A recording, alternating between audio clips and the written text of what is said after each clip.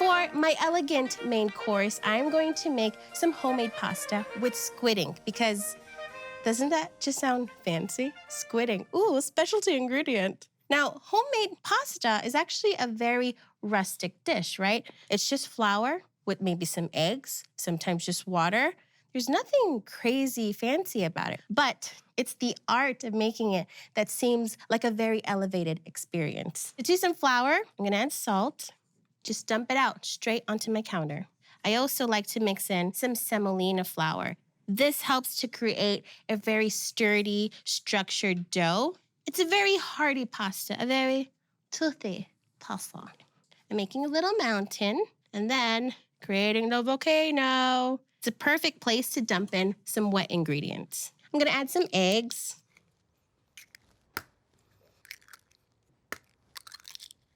Take a fork, break up the yolks, and just scramble it on the inside.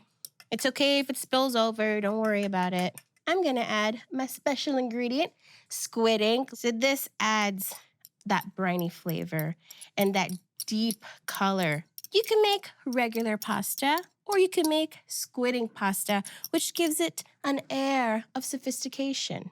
Just beat that straight into the eggs. Look at that color, oh my goodness. You can start bringing in some more flour from the sides. Keep whisking it together. You can add a little bit of water if it gets too dry. I'm gonna switch over to my hands. You can see that I'm leaving some of the flour on the edges because I'm not sure if the dough will need some more flour. I'll just let it pick up what it needs. You can start kneading it together once you have a massive dough like this. You see that squid ink just penetrating all of that flour. You will know it's ready when the dough is nice and smooth. All right, that's looking good. Now all I'm gonna do is cover it with a damp towel and let it rest for half an hour, just so that the gluten can relax and we can work on the dough. Here is my pasta dough. It is ready, it's soft, it's supple. So I just cut it into quarters as evenly as possible. Then I'm gonna work with 1/4 at a time. Keep the rest under that damp towel so that it doesn't dry out. Look at that color. I mean, it's a beautiful piece of dough. I'm gonna flatten this out a bit and feed it through. Nom, nom, nom, nom, nom. It's like a big tongue. Then I like to laminate it. So that means folding it up, kind of like a letter. Keep it at that widest setting.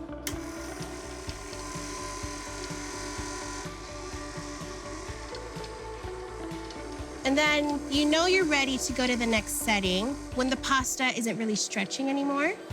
So now I'm gonna move this to 2. It's getting really long now.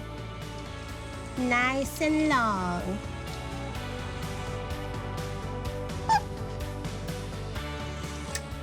Flour your surface. And then since this is really long, you wanna cut it in half. So now you have an easier, more manageable piece to work with. And now it's time to cut it into your desired pasta thickness. You can make tagliatelle, fettuccine, linguine. First, cut off any smaller edges here. Just fold up your pasta.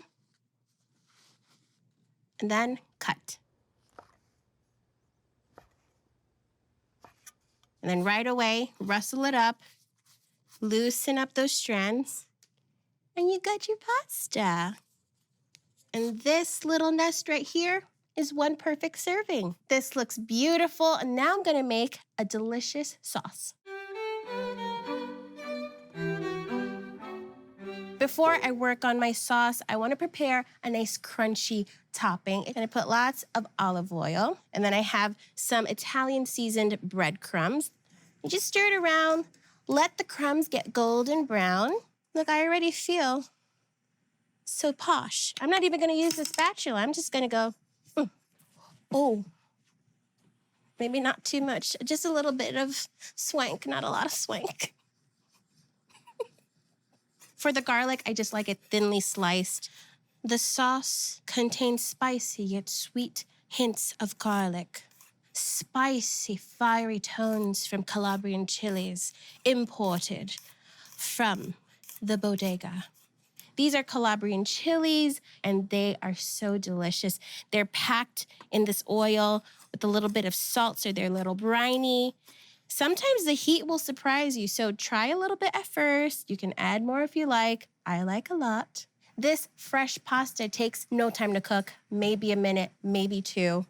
So you want to work on your sauce first, but have a pot of water boiling so it's ready to go. I'm going to add the garlic and peppers. Ooh. That smells amazing. I get overly excited about things and I get really loud when I like something, but when you want to be a little more sophisticated, you got to tone it down. But still sway your hips around. The garlic is starting to brown. This is a good time to add tomato puree. Shh. Okay, hold on. I'm gonna quiet you down with a little bit of white wine. Wine adds a beautiful flavor, a little bit of sweet acidity.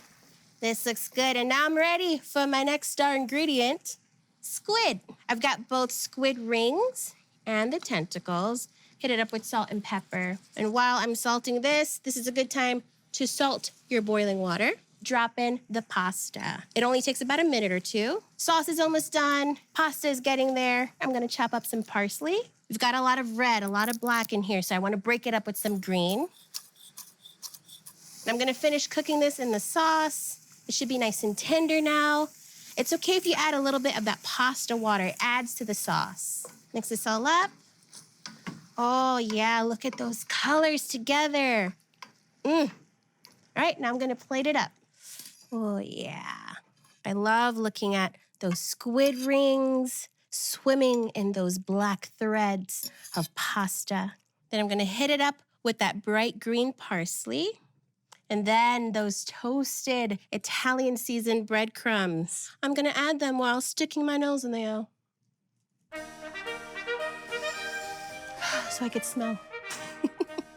Look at that gorgeous plate of pasta. All right, I'm gonna get a little bit of everything. So ritzy, so swish. With each and every bite of this pasta, the flavors of the ocean just coat your tongue with the sweet brininess, and the zest with the tomato just carry it up, making it feel like it's an uptight bitch.